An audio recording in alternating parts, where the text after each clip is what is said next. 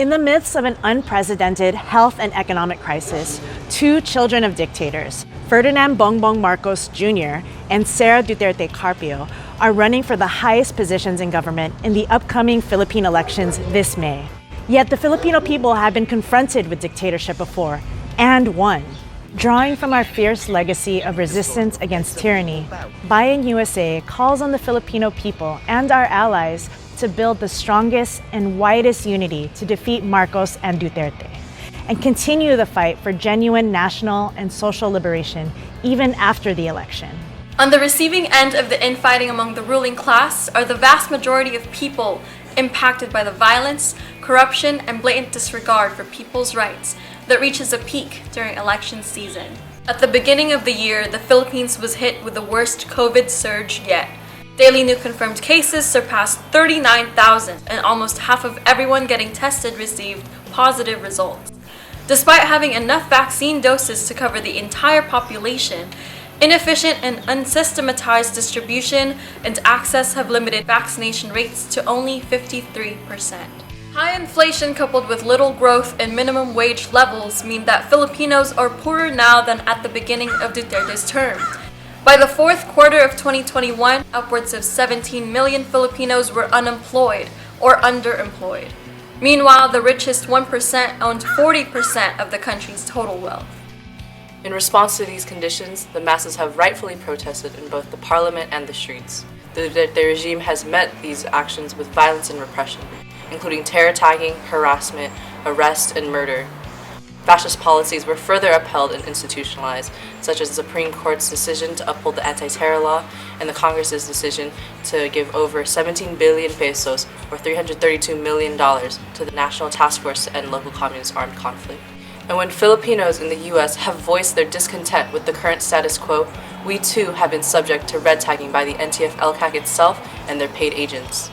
The upholding of the anti-terror law, which applies to Filipinos and allies overseas, is cause enough for us to be invested in the politics of our homeland. Pandemic response, economic recovery, upholding human rights, and the welfare of Filipinos overseas are all issues at stake in the upcoming election.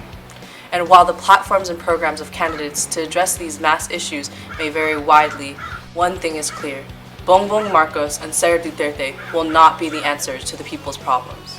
Both Bongbong Marcos and Sara Duterte would follow in their father's footsteps of rampant corruption and violent political repression. Ferdinand Marcos Sr. became infamous worldwide for his regime's unprecedented level of corruption, taking over businesses of political rivals, public utilities, and key industries, all to make profit for himself and his cronies. Most notoriously, Marcos killed, tortured, and imprisoned tens of thousands during his military dictatorship that lasted over a decade. President Duterte was also linked to huge corruption scandals: Farmally, Starpay, and Malampaya. Public funds and people's resources were squandered away for Duterte and his cronies. And in just 6 years in office, Rodrigo Duterte's human rights violations have already surpassed those of Marcos. Duterte's regime has killed over 30,000 people in his drug war, imprisoned over 1,000, and terrorized over 370,000 by bombing their communities. If Bongbong Marcos and Sara Duterte seize power, we can expect to see more militarization and violent political repression. Bongbong Marcos has whitewashed the atrocities committed by his dictator father and called into question the validity of human rights reports from the martial law period. He gave his unqualified support for the NTF-LCAC and promised to increase its current budget. Sara Duterte plans to make military conscription mandatory for people 18 years old and over, which should force millions of Filipinos to fight in unjust wars or participate in violent repression against the people. This election, there is a clear goal that should unite the Filipino people: to defeat the Marcos-Duterte tandem. The unity among National Democratic activists, political formations like Isang Bayan, and even the Lenny Kiko camp itself are big leaps forward in solidifying the anti-Marcos and anti-Duterte united front. We must continue to build on these unities and work together to prevent a Marcos restoration and Duterte extension. At the same time, we we must continue to hold those running for elected office accountable to the people through platforms like Bayan's People's Demands for Change and the Overseas Filipino Agenda, which voice crucial demands of the masses.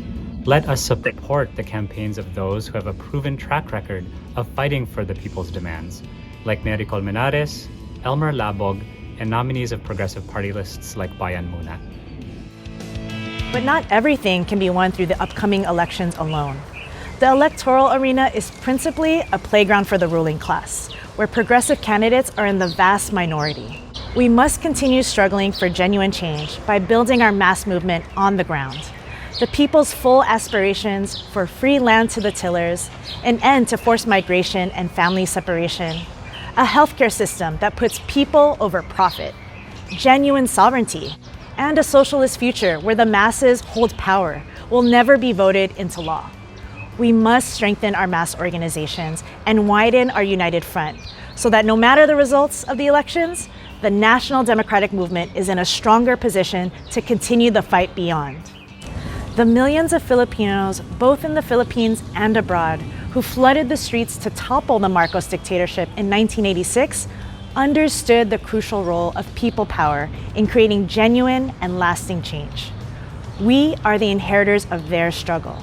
It's time for us to defeat Marcos once again, to prevent the extension of Duterte's tyranny, and march forward to a Philippines that is truly democratic and free. Join us on Election Day, May 9th, in coordinated vigils for democracy across the U.S.